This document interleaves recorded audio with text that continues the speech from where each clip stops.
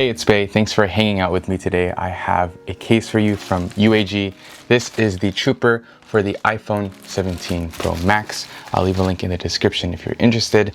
But before we move on, I do have a few more cases that I wanted to check out on the channel. So if you're interested, please leave a like and subscribe. We've got the Metropolis LT and the Monarch Pro, all for the iPhone 17 Pro Max. Anyways, this is the UAG Trooper once again for the 16.9 for the 6.9 inch Pro Max 2025. So this is the case. I actually opened it when I first unboxed the case, and I thought that you were just supposed to like put it in the case. It's confusing right now, but I promise I'll get into it. You'll understand once we get into the case. But it turns out it's actually a two-piece case, and there's a way you're supposed to apply it. Anyways, everything worked out in the end, but let's go ahead and see what you get in the box. As you can see here, 30 feet drop tested, which is insane. And that also means that you know this case is not going to be the thinnest in the world, but that's not what you're buying this case for. It's for the protection. This is called the Trooper after all. Pretty basic packaging. You can see the case or part of the case up in the front here, and it just pulls out. So you got it here. You also get like a little install guide. So it tells you how to apply it or put it on. And it is actually a two-piece case. So there's like a frame and a shell. There's no screen protector on this thing, but most of us either rock screen protectors already with our iPhone 15 Pro, but most of us already rock screen protectors already on our iPhone 17 Pro Maxes anyways. So in my opinion, there's no need for a case with a built-in screen protector, especially if you're someone like me that likes to rotate in between cases. So this is the case right here. I like this color. I completely forgot what it's called. Let me see. Okay, I had to look it up, but it's called Cloud Blue. It comes in a bunch of different colors actually. But this is the case. It's clear, translucent on the back, and then it's cloudy on the side. So it's not completely like solid. You can kind of see like my finger whenever I glide my finger across the case or across the frame.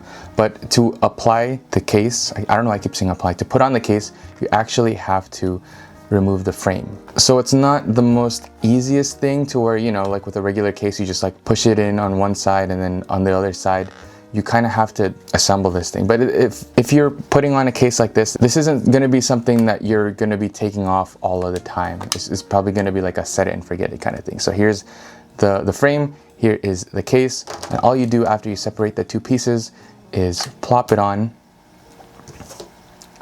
and then put the frame back on. So it takes a little bit of finessing, a little bit of work, but if you want that 30 feet of drop protection, then this is nothing. This is going to be worth the process. Okay, so we have it on now, and as you can see, this is a brick of a phone. It's definitely a lot more hefty, but then you do have more to grip in comparison to just a naked iPhone. Like the bezels or like the edge sticks out quite a lot, and you kind of get it, right? With the 30 feet of drop protection, this thing is no joke. So let's go ahead and do a quick run through around the case to see what you got. The action button and volume buttons are covered. Still pretty tactile, although it does feel a little bit more mushy just because, you know, this case is pretty thick, but still very, very responsive and no problems with not being able to press the buttons in at all. On the side, I'm not even sure what this means, but you got something sort of printed on the side that you could read. The corners are absolutely reinforced. On the other side, power button, same feeling as the other buttons. And then the cutout here for the camera button, which is very interesting. There's no cover, it's just straight up a cutout. So that's something that I'm not particularly keen on with this case. You do have to reach in quite a bit, but you can get used to it pretty quickly. And then using the controls is no problem at all, to be honest. It's a little weird, a little maybe annoying at times, especially if you do more than just click the button. If you actually use the controls to zoom in, to zoom out, to change your settings, then I think it would get in the way. But again, you're paying for the protection. Just keep that in mind. On the bottom, very, very protected for the microphone/speakers, and then you have the charging port covered as well. So there's a little flap, and you only get this particular flap with cases that are very, very protective. You also get like lanyard loops on either corner on the bottom here, so you can attach maybe the new Apple straps or your own accessory, your own wrist strap, maybe even a charm.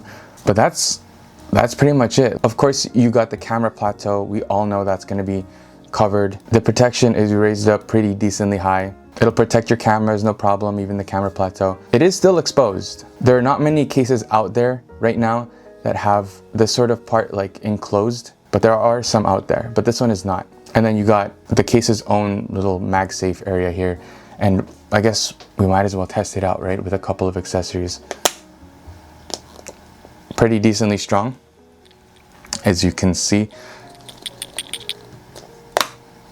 Yeah, that's pretty decent. Really, really strong. Got a wallet here. Also very, very good. Last but not least, we've got a power bank. Yep, still works. Magnetic MagSafe charging still works with this case, as thick as it is, so there's no problem there. For me personally, would I rock this case? No, but it's something that I do want to show you guys just in case you would be interested. Again, I'll leave a link in the description. Make sure to go check out my other iPhone 17 Pro Max case videos if you want to do a little bit more shopping and if you want to help support the channel. But other than that, thanks for listening. I'll see you tomorrow.